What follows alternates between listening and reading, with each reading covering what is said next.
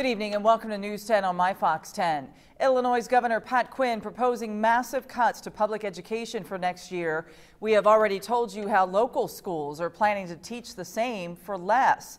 But as News 10's Matt Gregory found this week, one school district made close to $1 million in cuts and still isn't out of the woods.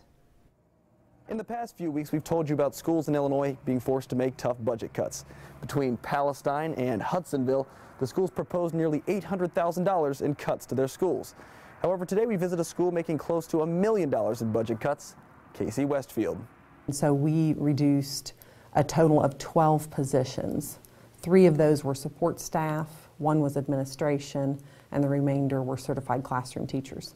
Superintendent D. Scott says the reduction in teachers was the only way to deal with the proposed amount of general state aid they expect to receive from the state. Only 82% of what they need to operate in these hallways. As you can imagine, to keep the programs while losing teachers, these classrooms will nearly double in the size of students in them. The junior and senior high schools where you see the biggest jumps, especially the high school, which probably had an average class size of 13 to 15, and you'll see those jump up around 25. As the cuts balance the budget for Casey Westfield, another proposed cut by Governor Quinn would reduce transportation funds for all schools, down to 19% of what they currently use.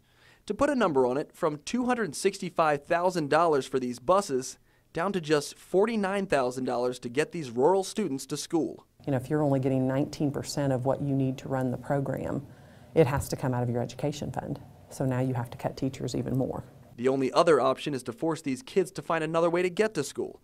And for districts like Casey Westfield, they get the same answer when they ask for help from Springfield. Everybody just simply says there is no money and it's going to be painful, and that's what you hear over and over again. An answer confusing even educators. In Casey, Illinois, with photojournalist Gary Bryan, Matt Gregory, News 10. Teachers in Illinois are saying they believe the cuts to public education are political and tied to the state's current battle for their pension reform.